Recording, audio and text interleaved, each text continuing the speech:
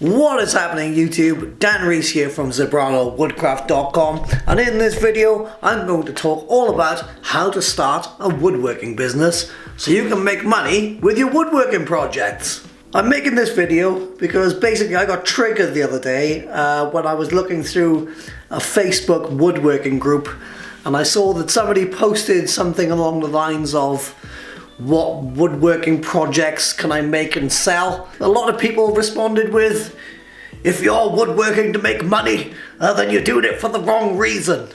Which I have to say I heartily disagree with, my friend. There's absolutely nothing wrong with getting into woodworking with the intention of making money, or any other craft for that matter. And in fact, that is the sole intention I had when I started on my path as a maker, because I wanted to create a side hustle. And eventually I was successful enough in the side hustle that I was able to quit my full-time job, and I've been living as a creator ever since. So if you're currently a woodworking hobbyist, looking to earn some side income, or perhaps you're looking to make money for charity, or even start a full-time business, then hopefully this video will put some wind in your sails. In this video I'm going to talk about the things you do and don't need to start a woodworking business, woodworking projects that sell well, how to price your products, places to sell your products both online and offline, and a little bit of advice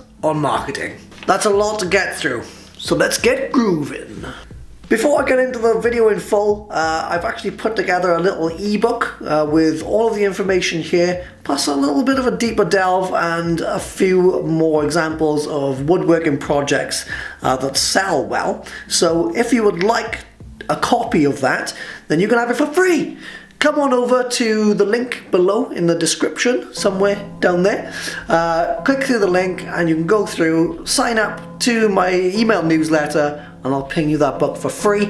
And then, of course, you get to stay in touch with me, and any videos or courses I create, I can pop you an email about them and you'll be first to hear about it. So yeah, come on over to the link below in the description and get some free stuff.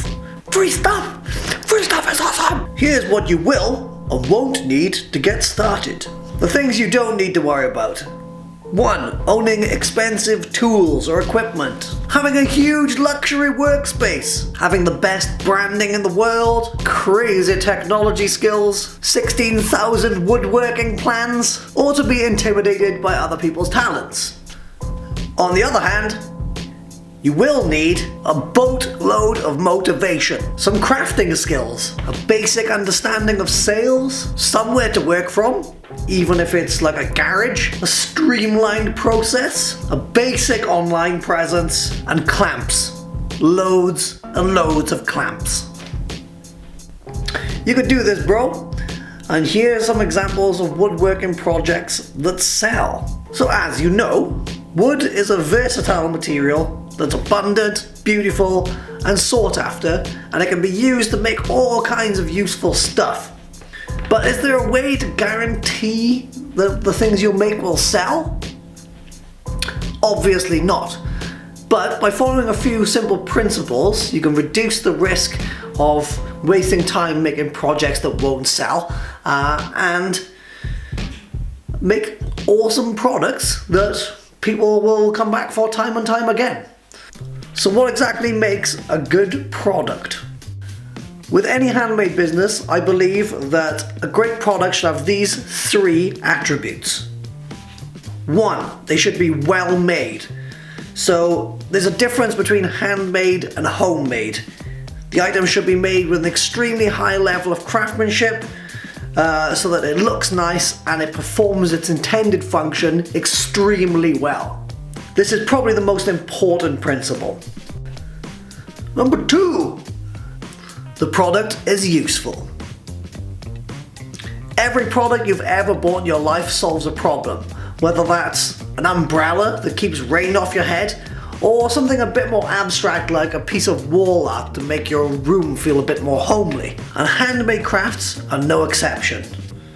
The The best sellers always have some kind of function that solves a problem for the end user. Number 3, the product is repeatable.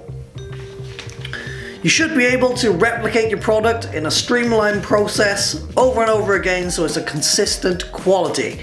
It also helps if you can source the materials kind of regularly. And number 4, the items are priced fairly. The item should be priced in a way that's fair to you, the end user or the customer, and the market. So don't come in with a product, undercut everyone else, and be the guy who just devalues a product's worth. So you want a few examples of woodworking projects that sell well? I've got a list for you, bro. Woodworking projects that sell well. Pretty much anyone can make these. So they're all useful, yeah? Shelves or storage like crates or trunks. Bookshelves. Everyone needs more storage in their house. Picture frames, chalkboards, mirrors, anything with a frame that can go on a wall, serve some kind of purpose, like obviously a chalkboard you can write on it. Picture frames, you can display pictures of your loved ones. Things for the kitchen, cutting boards, kitchen utensils like spoons and spatulas. Even knives, or even on a larger scale for the kitchen, you've got like farmhouse tables or benches to go with them. If you think about the bathroom, you could make things like razors and shaving brushes. I mean, look at this, I need a razor right now. Jewelry or accessories are always good sellers. I built an entire business selling wooden rings, wooden bracelets. Shameless bit of self-promotion, I'm actually working on a course about wooden rings, so go on over to that email list, sign up, and you'll be first to hear all about that one. What else we got? Stationery, pens, mechanical pencils. I've got loads of tattoo artist friends who love wooden mechanical pencils. Fun stuff, like longboards or guitar stands, live edge anything, river tables, epoxy and burl pendants and stuff. Wall signs, customizable, repeatable, easy to make. And even lamps, like those funky Edison bulbs with a nice bit of exotic wood on there. People love that stuff. Like I said, I put together a bigger list of all these in the ebook, so come on over, sign up, and I'll send that to you for free. I could go on and on and on and on and on with examples, but you get the idea. All those products are useful, well made, repeatable, and can be priced fairly, and some of them even have an extra added bonus of being customizable as well. And just bear in mind that if you wanted to put a unique spin on any of those examples, you could always make them out of some strange exotic or upcycled material like whiskey barrels or skateboards, scaffolding planks, barnwood, or even just straight up sexy exotic woods. So that's all well and good, right? That's a whole list of projects or products you could sell there. But how exactly do you price your products? I mentioned earlier that your products should be priced fairly to you so that you make a good hourly wage for your labor. That is fair to the buyer, so that obviously they're paying a fair price for the quality product they're receiving, and that you're pricing in a way that's fair to the market, so you're not coming in and undercutting everyone else and just devaluing a product's worth. How exactly do you do that? Well, any handmade item's price comprises of 3 elements. I mean, you could make it a bit more complicated. There's a few more than 3 elements, let's be honest, but I'll cover like 4 main ones, okay? So you've got your material cost, which is obviously the cost of the wood, the glue, hardware, stains, finishes, anything that was used to make the item, even if it's just like the electric you used in your shop that day. So you have to kind of be quite savvy with adding up the expense of your item. The second bit would be the labor cost, which is how much per hour or day that you will get paid to make the item. slave labor is illegal. You wouldn't do it to somebody else, so why would you underpay yourself? Then you want to add a profit margin. So once you've taken into account the materials costs and the cost of your labor, you want to add 40 to 60% profit margin, which is so the business can make a profit. That's what businesses do. Businesses make a profit. Okay? Don't be scared of making a profit, bro. And then you've got other things to factor in, like postage and packaging, which should be added on top if you're selling online, which is obviously the cost of the postage and any materials you'd use to package that item up. So here's how I price my items.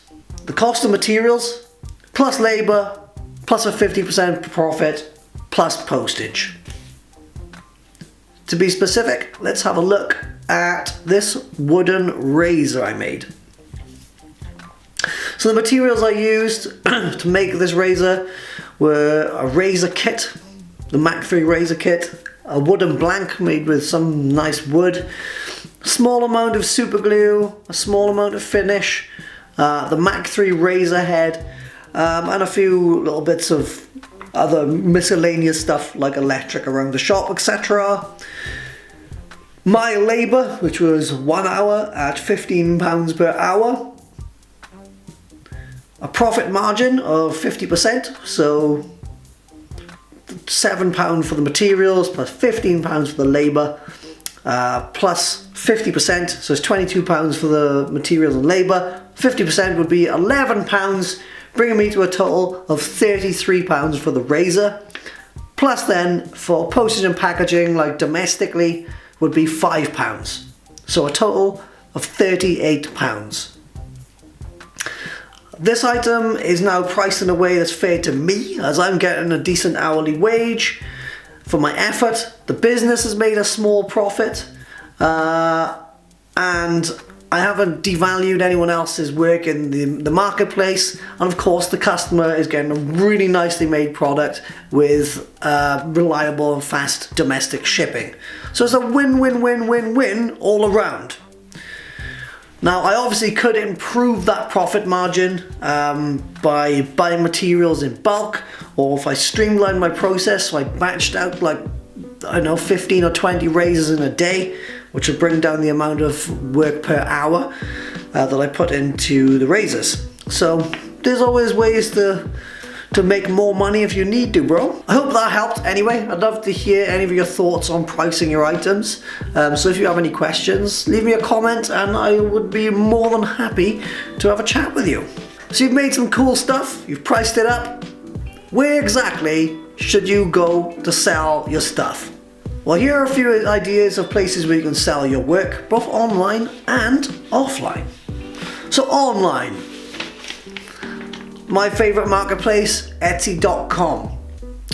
Etsy is the place to go for handmade products online. Over the last few years, it's built up a massive reputation as being the place to go for nicely crafted handmade stuff.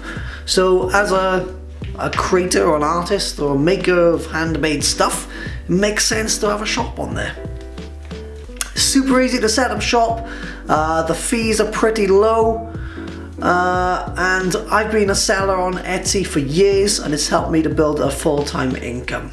This is the easiest one for people just starting out, and it's a good way to test the waters, dip your toes in, and kind of get a feel for what it entails to start an online business. Secondly, there's eBay.com, everyone's favorite auction site. I think that pretty much everyone has heard of eBay, if not bought a load of useless stuff they don't need from there. And it's actually quite a good place to sell your woodworking projects. Again, it's really easy to set up. The fees are quite expensive on eBay, but it's minimal work. So it can actually be quite easy to get sales. It's not exactly the marketplace known for kind of premium handmade products, but again, good place to start out if you're a beginner. Thirdly, there'd be Facebook and Instagram. Especially on Facebook, you can sell on specialist interest groups. There's the actual marketplace on the app, as well as just directly through your page. As well as on Instagram, you can sell to, it's really easy to build up a following on there, and you can sell directly through your direct messages. You can sell through doing auction posts or raffle posts, and it's really easy to test the water. You won't be paying any listing fees or anything like that, and it's great to build up a following and get to know your customers. If you're a bit more tech savvy than me, then you can always start your own website. It's pretty easy nowadays to build an e-commerce website with services like Shopify, Big Cartel, Squarespace and Wix. And it's just a matter then of building the shop and driving your own traffic. Offline, there are always craft fairs and art fairs, which are a lot of fun, but they can be hit or miss, let's be honest.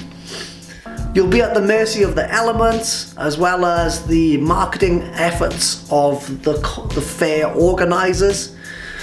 But on a good day, you can shift a lot of stock, and it's great to get face to face with your customers, find out kind of who they are, what they're looking for, their wants, needs and desires. There's also the option of selling in shops, so whether that's that you wholesale directly to them, that's a whole different pricing structure where you'll need to really get streamlined and allow yourself enough profit margin and the shop enough profit margin to make a success of it.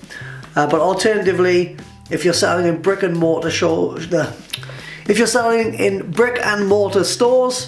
you can always sell kind of on consignment, where the store will take your products, sell them and take a small commission, much of the same way as Etsy would really. So that's always an option. You could get 3 or 4 little shops around your local area selling your stuff. And then there's always flea markets as well, similar to selling on consignment, but you just sell, you just pay for a shelf in a shop, and then they sell your stuff for you and take a cut. My advice would be to use a multi-pronged attack to selling your work. So open an Etsy shop, maybe have your own website as well. Obviously set up all of your social media profiles so you can sell stuff through your Facebook and your Instagram, as well as the occasional craft show and having a few stores working on consignment as well. That way you've got lots of leads coming into your business, you don't have all of your eggs in one basket, and it's fair to say that you'll probably be busy if you have a good product that's priced fairly. And the last element of this video would be a little bit of advice about marketing your woodworking business. You've set up a shop, you've priced all your stuff fairly, you've got a great little product line that's really well made and useful. So what's next?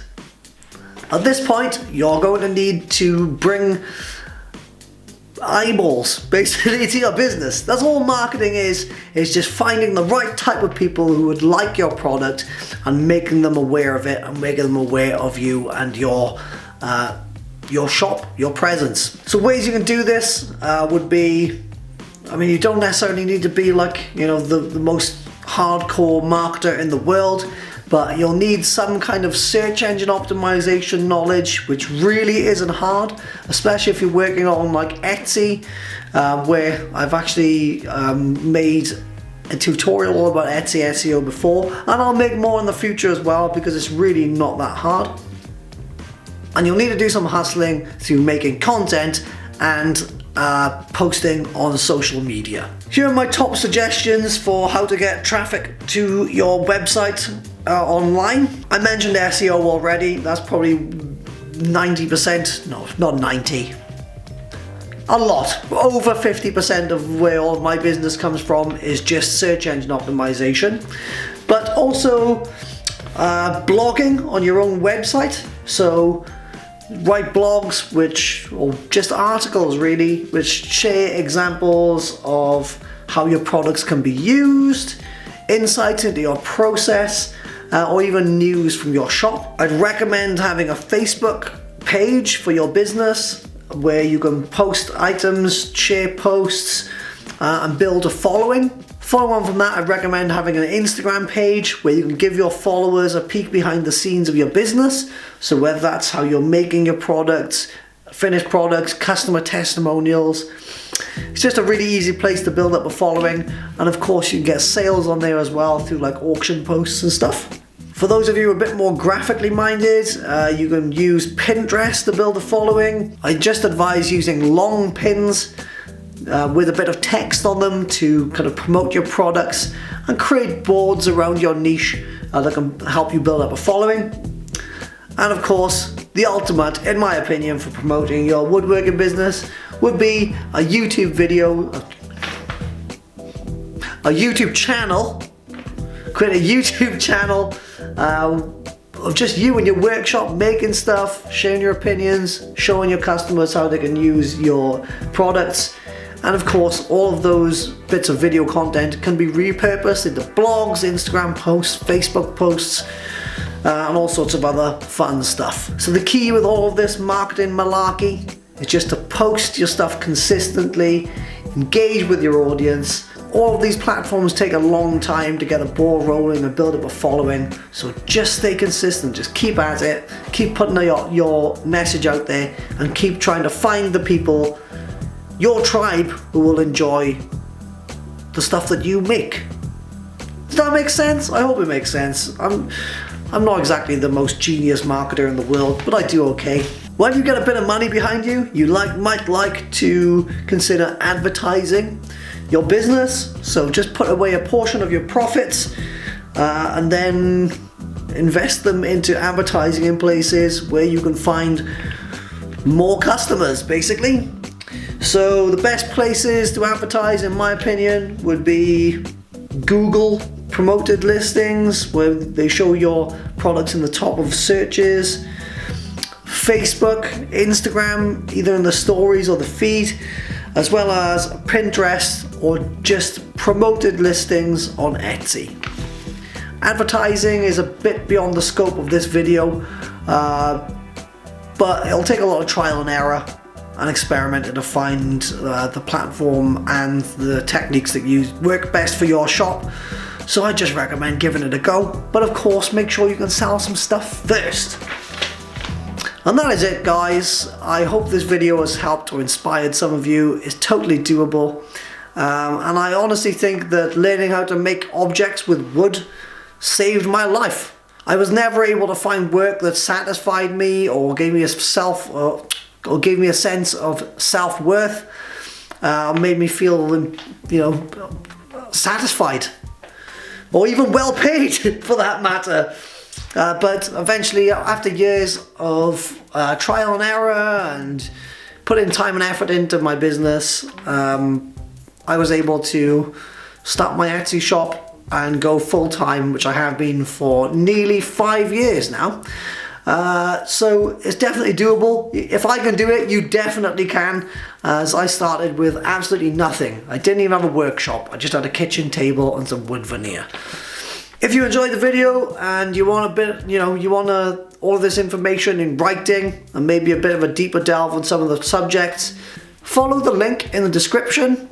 Sign up to my newsletter. I'll send you a free ebook, and then we'll stay in touch, and I'll just occasionally send you emails when I release new videos and the wooden ring course that I'm working on, hopefully to launch in the next couple of months. If you found the video useful, pop me a comment. If you want to discuss any of the subjects further, I'm more than happy to converse with you in the comments. In fact, I would love if my community came together.